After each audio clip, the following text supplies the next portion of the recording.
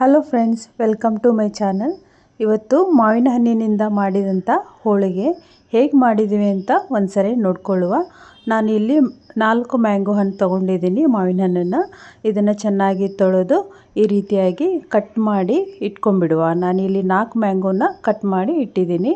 ಒಂದು ಸ್ಪೂನ್ ಸಹಾಯದಿಂದ ಈ ರೀತಿಯಾಗಿ ನಾನು ತಿರುಳನ್ನು ತೆಗೆದು ಈ ರೀತಿಯಾಗಿ ಸಪ್ರೇಟ್ ಮಾಡುವ ಸಿಪ್ಪೆಯಿಂದ. ನೋಡಿ, ಈ ರೀತಿಯಾಗಿ ಚೆನ್ನಾಗಿ ಸಿಪ್ಪೆಯಿಂದ ಎಲ್ಲ ತಗೊಂಬಿಡಿ, ನೀಟಾಗಿ ಕ್ಲೀನಾಗಿ. ಇದನ್ನು ಚೆನ್ನಾಗಿ ಒಂದು ಸೈಡ್ ಇಟ್ಕೊಂಡು ಗ್ರೈಂಡ್ರ್ ಮಾಡ್ಕೋಬೇಕಾಗ್ತೈತಿ. ನಾವು ಇದನ್ನು ಪೇಸ್ಟ್ ಥರ ಮಾಡ್ಕೋಬೇಕು. ಈ ರೀತಿಯಾಗಿ ನಾನು ಜಾರಲ್ಲಿ ಹಾಕ್ಕೊಂಡಿದ್ದೀನಿ.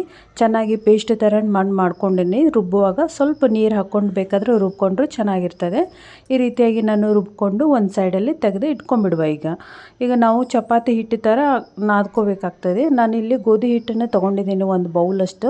ನಾವು ಗೋಧಿ ಹಿಟ್ಟು ಬದಲಿ ಮೈದಾ ಹಿಟ್ಟನ್ನು ನಾವು ತೊಗೋಬೋದು, ಆದರೆ ಅದು ಆರೋಗ್ಯಕ್ಕೆ ಒಳ್ಳೆಯದಲ್ಲ ಅಂತ ನಾನು ಗೋಧಿ ಹಿಟ್ಟನ್ನು ತೊಗೊಂಡಿದ್ದೀನಿ. ನೋಡಿ, ಈ ರೀತಿಯಾಗಿ ನಮಗೆ ಚಪಾತಿ ಹಿಟ್ಟು ನಾದಲಿಕ್ಕೆ ಯಾವ ರೀತಿ ಹದ ಬೇಕಲ್ಲ ಅಷ್ಟು ನಾವು ಮ್ಯಾಂಗೋ ರಸನ ಇದರಲ್ಲಿ ಹಾಕ್ಕೊಂಡ್ಬಿಡುವ. ನೀರು ಹಾಕ್ಕೊಂಡು ನಾವು ನಾದ್ಕೋಬೋದು. ಇದು ಮ್ಯಾಂಗೋ ರಸ ಹಾಕಿ ನಾದೋದ್ರಿಂದ ಇನ್ನೂ ಹೆಚ್ಚಿನ ಟೇಸ್ಟ್ ಸಿಗ್ತದೆ ಅಂತಂದು ನಾನಿಲ್ಲಿ ಮ್ಯಾಂಗೋನ ಹಾಕ್ಕೊಳ್ತಾ ಇದ್ದೀನಿ. ಇಲ್ಲಿ ನಾನು ಉಪ್ಪು ಮತ್ತು ಬೇರೆ ಏನು ಇದರಲ್ಲಿ ಉಪಯೋಗಿಸಿಲ್ಲ, ಮತ್ತು ಇದರಲ್ಲಿ ಅರಿಶಿನ ಸಹಿತ ನಾನು ಹಾಕಿಲ್ಲ. ನ್ಯಾಚುರಲ್ಲಾಗಿ ಟೇಸ್ಟ್ ಇರಲಿ ಮತ್ತು ರುಚಿಯಾಗಿರಲಿ ಅಂತಂದು, ಮ್ಯಾಂಗೋ ರುಚಿ ಬರಲಿ ಅಂತಂದು ನಾನು ಬರೀ ಹಿಟ್ಟು ಮತ್ತು ಮ್ಯಾಂಗೋ ರಸನ ಹಾಕಿ ಈ ರೀತಿಯಾಗಿ ನಾದಿ ಒಂದು ಸೈಡ್ ಒಂದು ಅರ್ಧ ತಾಸಷ್ಟು ಟೈಮು ನಾವು ತೆಗೆದು ಇಟ್ಕೊಂಡ್ಬಿಡುವ. ಈಗ ನಾವು ಇದು ಒಳಗೆ ತುಂಬಲಿಕ್ಕೆ ಅಂತಂದು ಎಲ್ಲ ರೆಡಿ ಮಾಡ್ಕೋಬ.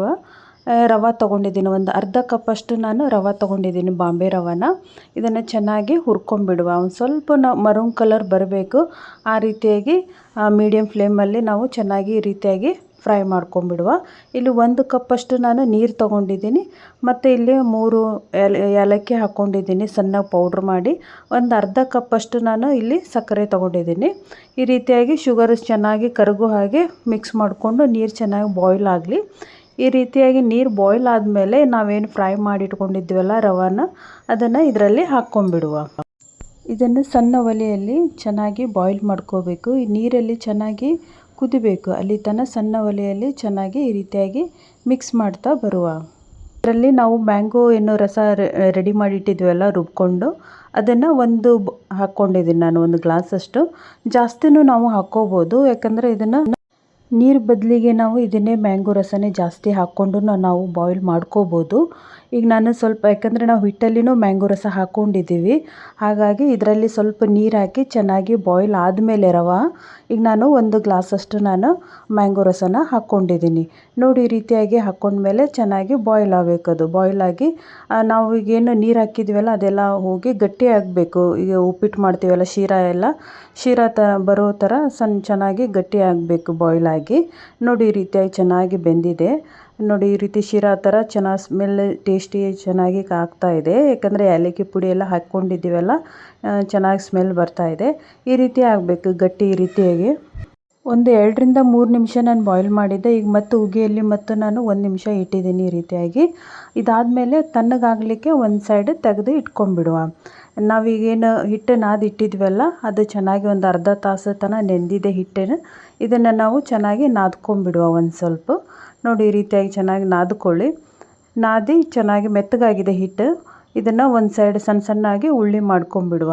ನಮಗೆ ಜಾಸ್ತಿ ದೊಡ್ಡದಾಗಿ ನಾವು ಹೋಳಿಗೆ ಮಾಡ್ತೀವಿ ಅಂದರೆ ಹಿಟ್ಟು ಜಾಸ್ತಿ ತೊಗೊಳ್ಳುವ. ಸಣ್ಣದಾಗಿ ಮಾಡ್ತೀವಿ ಅಂದರೆ ಸ್ವಲ್ಪ ಹಿಟ್ಟನ್ನು ನಾವು ತೊಗೊಂಡ್ಬಿಡುವ. ಈ ರೀತಿಯಾಗಿ ಉಳ್ಳಿ ಮಾಡಿಕೊಂಡು ಇದನ್ನು ನಾವು ಕೈಯಿಂದನೂ ಸಹ ತಟ್ಕೋಬೋದು, ಅಥವಾ ಲತ್ತುಗುನಿಯಿಂದನೂ ಸಹಿತ ನಾವು ಸಣ್ಣದಾಗಿ ಮಾಡಿ ಇಟ್ಕೋಬೋದು, ಸಣ್ಣ ಪುರಿ ಥರ.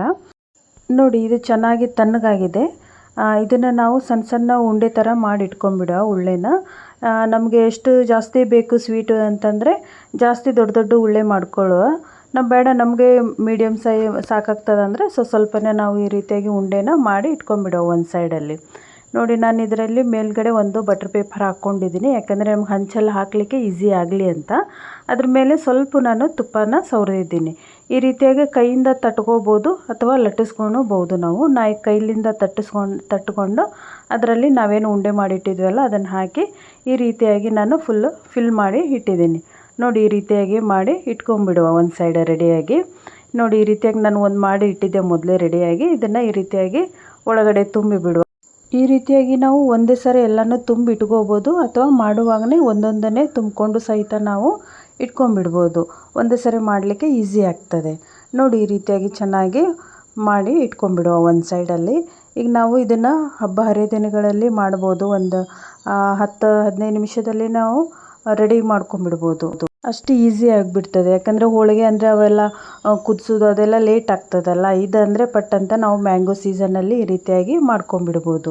ಈಗ ನಾನು ಅದು ಬಟ್ರ್ ಪೇಪರಿಗೆ ಒಂದು ಸ್ವಲ್ಪ ತುಪ್ಪ ಹಚ್ಚಿ ಇಟ್ಟಿದ್ದೆ. ಅದ್ರ ಮೇಲೆ ಈ ರೀತಿಯಾಗಿ ನಾನು ಹೋಳಿಗೆನ ಲಟ್ಟಿಸ್ಕೊಳ್ತಾ ಇದ್ದೀನಿ. ಈ ರೀತಿಯಾಗಿ ಜಾಸ್ತಿ ತೆಳ್ಳಗೆ ಬೇಕಾದರೂ ನಾವು ಮಾಡ್ಕೋಬೋದು, ಇಲ್ಲ ದಪ್ಪ ಬೇಕಂದರೆ ಈ ರೀತಿಯಾಗಿ ಸಹಿತ ನಾವು ಚೆನ್ನಾಗಿ ಮಾಡ್ಕೊಂಡು ಇಟ್ಕೊಂಡ್ಬಿಡ್ಬೋದು. ಈಗ ಹಂಚು ಕಾದಿದೆ. ನಾನು ಒಂದು 5 ನಿಮಿಷ ಹಂಚು ಕಾಯಿಸಿದ್ದೀನಿ ಮೀಡಿಯಮ್ ಫ್ಲೇಮಲ್ಲಿ. ಈ ರೀತಿಯಾಗಿ ಎರಡು ಸೈಡು ಚೆನ್ನಾಗಿ ಫ್ರೈ ಮಾಡ್ಕೊಂಡ್ಬಿಡುವ. ಮೇಲ್ಗಡೆ ನಾನು ಸ್ವಲ್ಪ ತುಪ್ಪ ಹಚ್ಕೊಂಡಿದ್ದೀನಿ. ಈ ರೀತಿಯಾಗಿ ನಿಮ್ಗೆ ಬೇಕಾದಲ್ಲಿ ತುಪ್ಪ ಹಚ್ಕೊಳ್ಳಿ, ಇಲ್ಲಾಂದರೆ ಬೇಡ. ನಾನು ಎರಡು ಕಡೆಯೂ ಸ್ವಲ್ಪ ತುಪ್ಪನ ಹಾಕ್ಕೊಂಡಿದ್ದೀನಿ. ನೋಡಿ ಈ ರೀತಿಯಾಗಿ ಹಬ್ಬ ಹರಿದಿನಗಳಲ್ಲಿ ಮಾಡಿದರೆ ಚೆನ್ನಾಗಿ ಮನೆ ಮಂದಿಯೆಲ್ಲ ತಿನ್ಬೋದು. ಚೆನ್ನಾಗಿ ಟೇಸ್ಟಿಯಾಗಿರ್ತದೆ. ಇದೊಂದು ರೀತಿಯಾದ ವೆರೈಟಿಯಾದ ರೆಸಿಪಿಯಾಗಿ ಇರ್ತದೆ. ಮನೆಯಲ್ಲೂ ಟೇಸ್ಟ್ ಚೆನ್ನಾಗಿ ಚೇಂಜ್ ಆಗಿರ್ತದೆ, ಚೆನ್ನಾಗಿಯೂ ಇರ್ತದೆ ತಿನ್ನಲಿಕ್ಕೆ. ಒಂದೇ ರೀತಿಯಾದ ಹೋಳಿಗೆ ತಿನ್ನಲಿಕ್ಕೂ ಬೇಜಾರು ಅನಿಸುತ್ತಲ್ಲ. ಈ ರೀತಿಯಾಗಿ ವೆರೈಟಿ ಮಾಡ್ಕೊಂಡು ತಿನ್ನೋದ್ರಿಂದ ರುಚಿಯಾಗಿರ್ತದೆ, ಚೆನ್ನಾಗಿ ಟೇಸ್ಟಿಯಾಗಿರ್ತದೆ. ನೋಡಿ ನೋಡಲಿಕ್ಕೂ ಸಹ ಚೆನ್ನಾಗಿ ಕಾಣಿಸ್ತಾ ಇದೆಯಲ್ಲ, ಅಷ್ಟೇ ಟೇಸ್ಟಿಯಾಗಿದೆ. ಇದನ್ನು ನಾವು ತುಪ್ಪದಲ್ಲಿಯೂ ಸಹ ತಿನ್ಬೋದು ಅಥವಾ ಮ್ಯಾಂಗೋ ರಸದೊಂದಿಗೂ ಸಹ ತಿನ್ಬೋದು. ಟೇಸ್ಟಿಯಾಗಿದೆ. ಇದೇ ರೀತಿಯಾದ ಹೆಚ್ಚಿನ ರೆಸಿಪಿ ನೋಡಲು ನನ್ನ ಚಾನಲನ್ನು ಲೈಕ್ ಮಾಡಿ, ಶೇರ್ ಮಾಡಿ, ಹಾಗೆ ಸಬ್ಸ್ಕ್ರೈಬ್ ಮಾಡಿ. ಸಬ್ಸ್ಕ್ರೈಬ್ ಮಾಡಿದಂಥ ತಮ್ಮೆಲ್ಲರಿಗೂ ಧನ್ಯವಾದಗಳು. ವೆರೈಟಿಯಾದ ಹೊಸ ರೆಸಿಪಿಯೊಂದಿಗೆ ಮತ್ತೆ ಸಿಗೋಣ. Till then take care. Thank you.